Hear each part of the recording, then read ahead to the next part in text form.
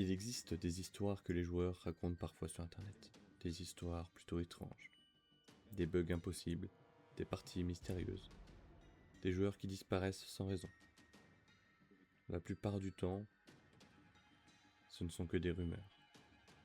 Mais celle-ci, personne n'a jamais réussi à l'expliquer.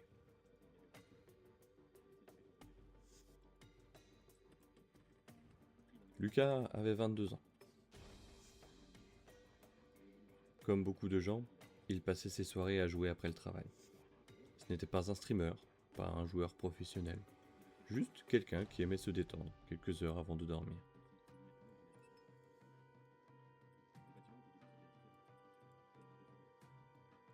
Et ce soir-là, tout semblait normal. Dehors, la pluie tombait doucement contre les fenêtres. Son appartement était plongé dans le noir, à l'exception de la lumière de son écran.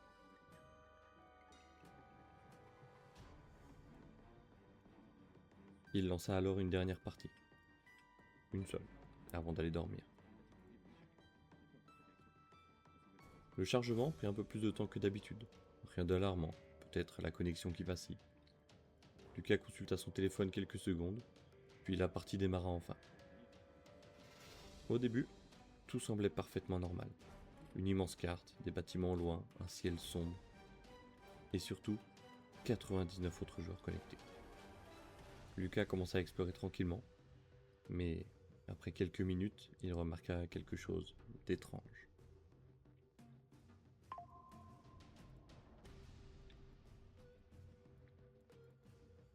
Il n'y avait aucun bruit. Pas de tir, pas de voix, pas même des bruits de pas au loin. On entendait seulement le vent, un vent faible, presque artificiel. Pourtant, le compteur affichait toujours 100 joueurs. Lucas pensa immédiatement à un bug de serveur, ce qui peut arriver parfois sur les jeux en ligne. Alors il continua simplement à avancer. Les minutes passaient, et plus il avançait, plus le monde semblait étrange.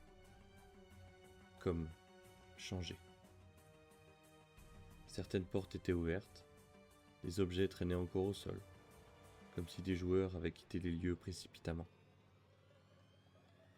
Puis Lucas arriva dans une grande ville abandonnée. Les lumières clignotaient faiblement, et au milieu de la rue, il aperçut quelqu'un.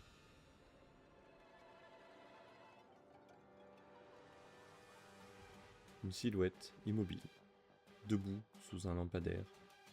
Elle ne bougeait pas. Lucas resta quelques secondes sans rien faire. Le joueur semblait simplement le regarder, l'observer. Mais quelque chose n'allait pas. Son pseudo n'apparaissait pas, et plus Lucas observait la silhouette, plus il avait l'impression qu'elle n'était pas un joueur. Alors, il décida de s'approcher, lentement. Mais à mesure qu'il avançait, la silhouette, elle, reculait.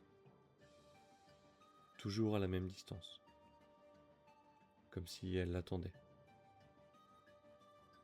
Puis, soudainement, tous les sons du jeu disparurent. Plus de vent, plus d'ambiance, plus rien. Même les commandes semblaient répondre avec retard. Lucas sentit alors un frisson lui parcourir le dos. Puis un message apparut. Tu aurais dû quitter plus tôt. Lucas fixa l'écran plusieurs secondes, parce qu'il n'y avait aucun pseudo. Le message n'avait été envoyé par personne. Pris d'un mauvais pressentiment, Lucas tenta immédiatement de quitter la partie. Mais le menu ne s'ouvrait pas. Son ordinateur ne s'éteignait pas. Il recommença. Encore, encore et encore, mais toujours rien. Puis le ciel devint noir. Pas sombre, non. Noir. Comme si toutes les lumières du monde venaient de disparaître.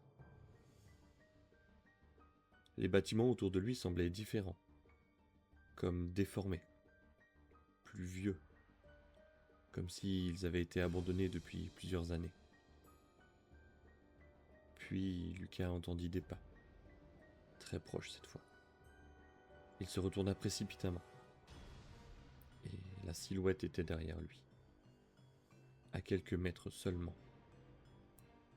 Immobile, mais désormais elle souriait. Lucas commença alors à courir, sans réfléchir, à travers les bâtiments, les rues, les champs. Mais peu importe la direction, la silhouette apparaissait toujours devant lui, comme si le monde entier tournait autour d'elle. Comme si elle était raccrochée à Lucas.